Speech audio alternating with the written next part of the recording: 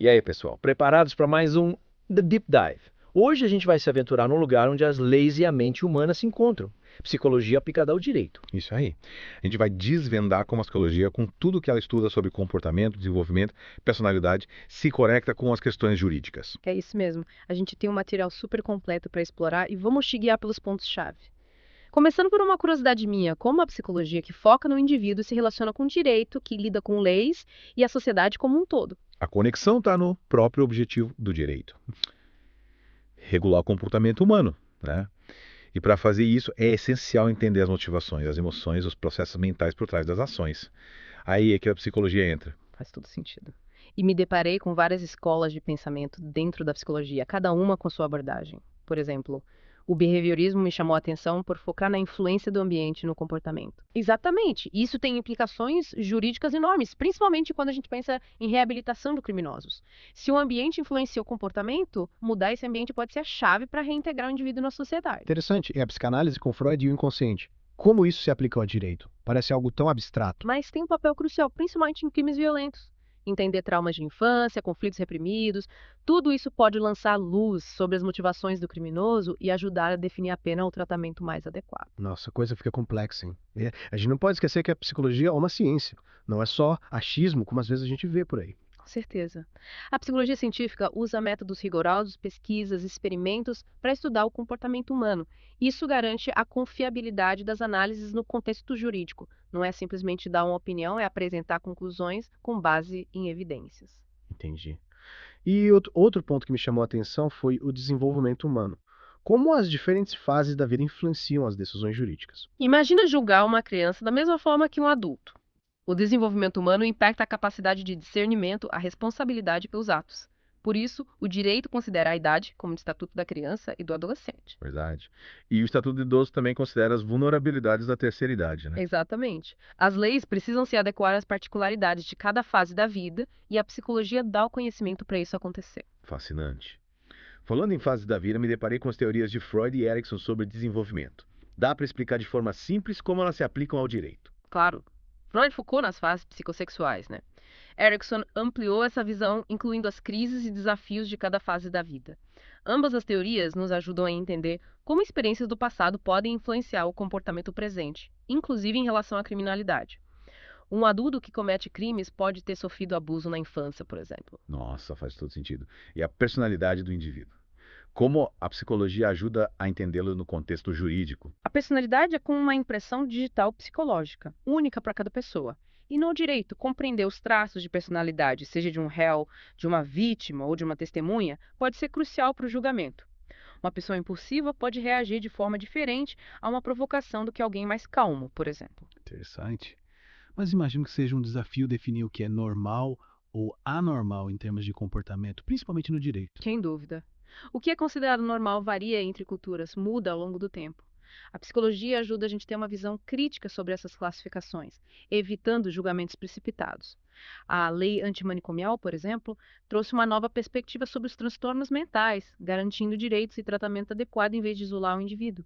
A gente precisa tomar cuidado para não rotular as pessoas, né? E a violência é um tema tão presente hoje como a psicologia analisa isso no contexto jurídico. A psicologia estuda as raízes da violência, tanto as individuais como sociais e culturais. Isso é essencial para criar políticas públicas eficazes, programas de prevenção e reabilitação.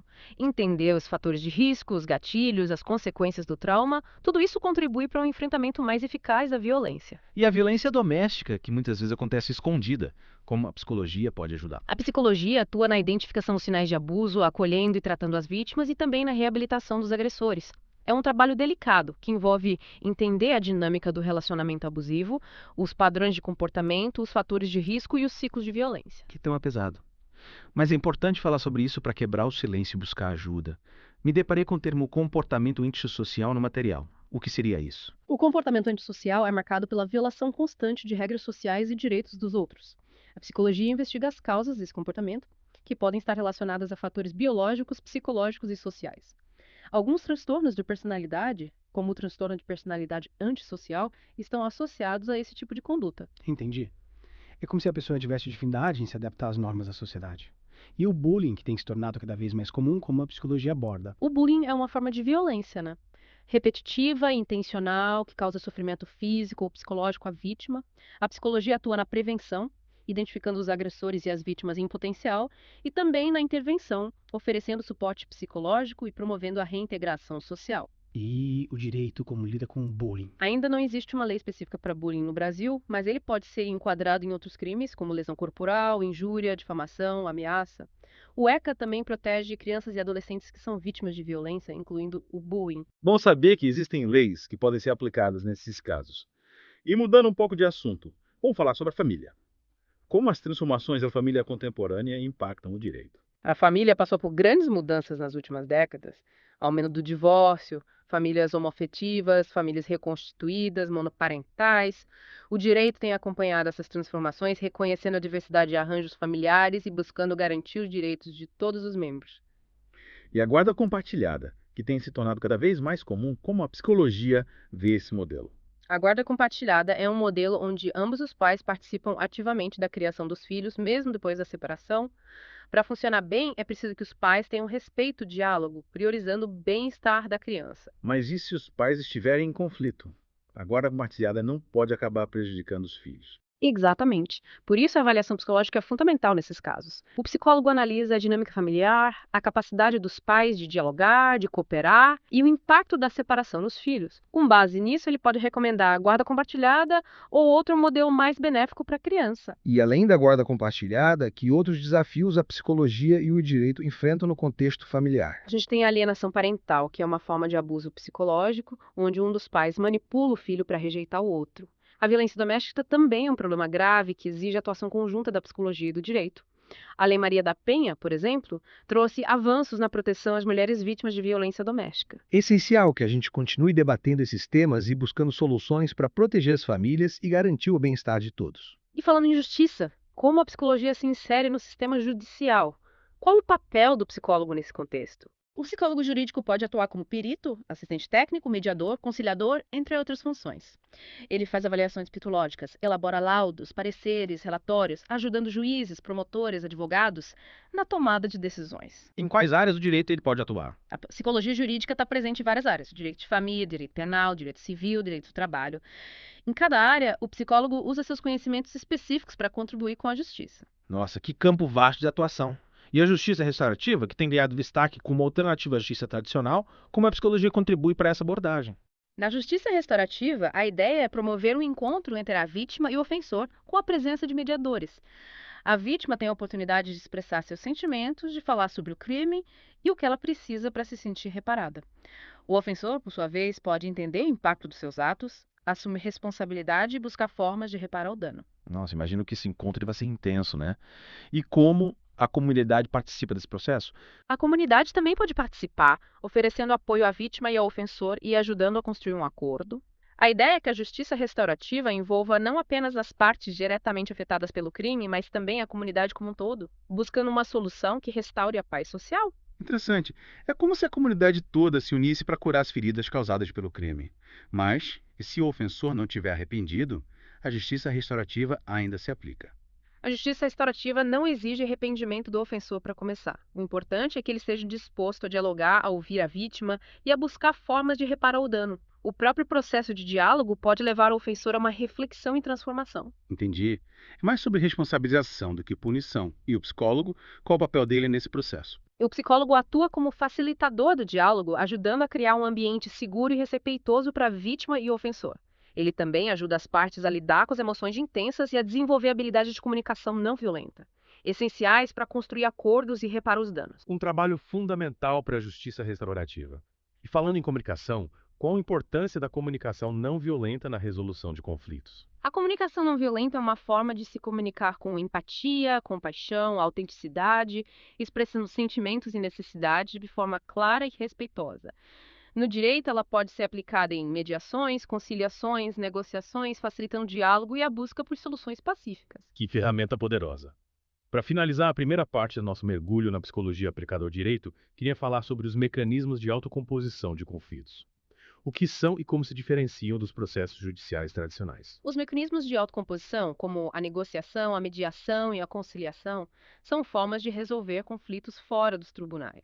Eles priorizam o diálogo, a participação ativa das partes, buscando soluções consensuais. Diferente do processo judicial, que é mais demorado, a autocomposição permite que as próprias partes construam a solução. E quais as vantagens de usar esses mecanismos? A agilidade, a redução de custos, a preservação dos relacionamentos, o fortalecimento da autonomia das partes e a satisfação com a solução encontrada. É uma forma mais humana e eficiente de lidar com os conflitos. Que legal. Então a psicologia contribui para construir um sistema de justiça mais justo, acessível e eficaz, não é? Mas calma, que a gente ainda tem muito a explorar nesse universo da psicologia aplicada ao direito. Na próxima parte, vamos mergulhar em casos reais para ver como esses conceitos funcionam na prática. Fique ligado. E aí, pronto, para a segunda parte da nossa imersão. Hoje a gente vai ver a psicologia em ação dentro do sistema judicial. A primeira parte foi bem teórica, agora estou curioso para ver como esses conceitos se aplicam de verdade. Tipo, como a psicologia entra em casos de divórcio e guarda dos filhos. Sei que é um campo minado, muita emoção envolvida. Com certeza. Nessas situações, o psicólogo pode atuar como perito, avaliando a dinâmica familiar, a capacidade de cada um como pai ou mãe e, principalmente, o bem-estar da criança. E como é essa avaliação? É tipo uma terapia em família. Na verdade, o psicólogo usa várias técnicas. Conversa com o casal, individualmente e, se possível, juntos, observa a interação entre pais e filhos, aplica testes psicológicos, analisa documentos, tipo relatórios escolares. É para ter um panorama completo e ajudar o juiz a tomar a decisão mais justa para a criança. É como montar um quebra-cabeça para ter a imagem completa da família. Mas e aí o psicólogo decide quem fica com a guarda. Não, a decisão final é sempre do juiz, levando em conta vários fatores, incluindo o laudo do psicólogo. O psicólogo dá um parecer técnico com conclusões e recomendações. Entendi. Ele contribui com a expertise dele para garantir que a decisão seja justa e que a criança seja protegida.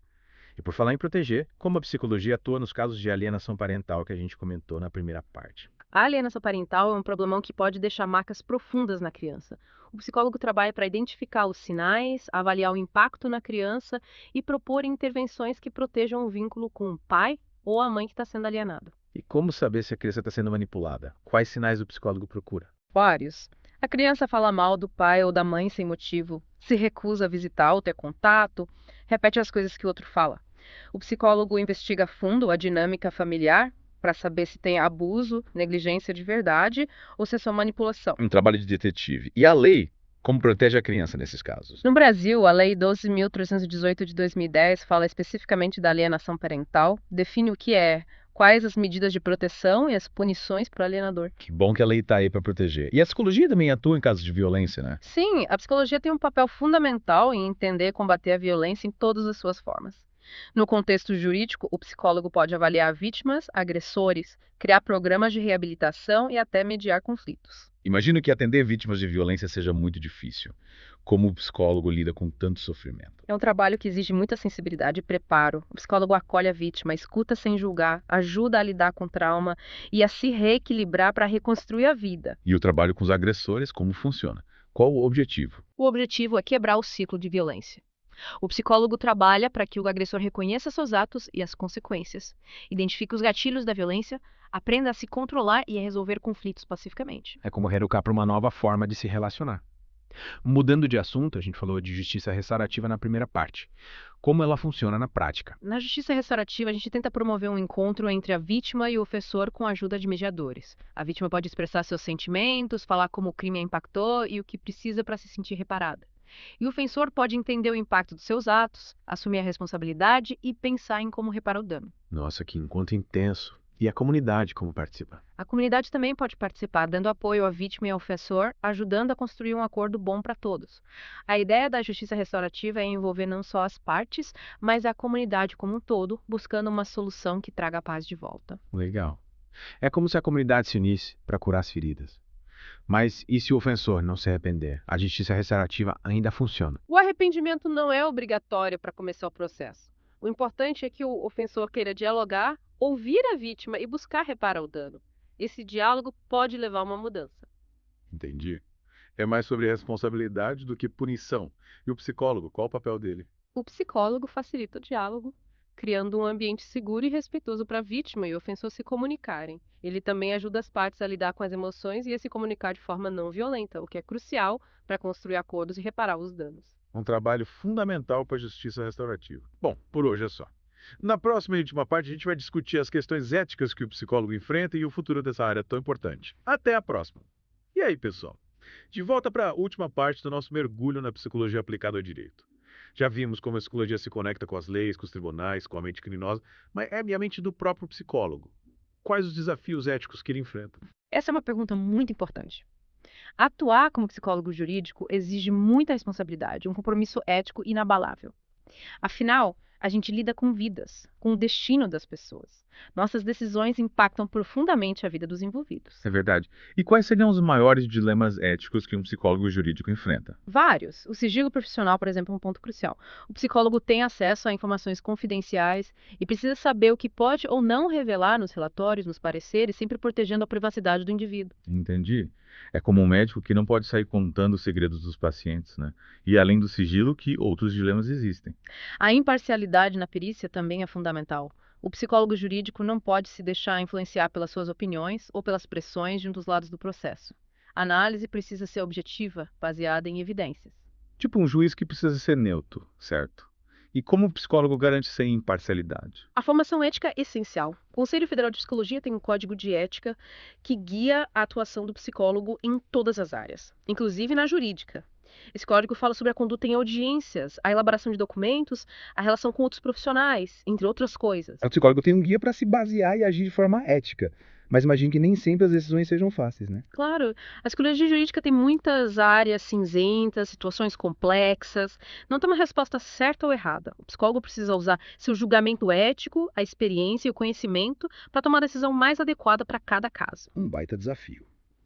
E além desses dilemas, quais as perspectivas para o futuro da psicologia aplicada ao direito? Eu acho que a psicologia jurídica tem um papel cada vez mais importante para a gente construir um sistema de justiça mais humano e eficaz.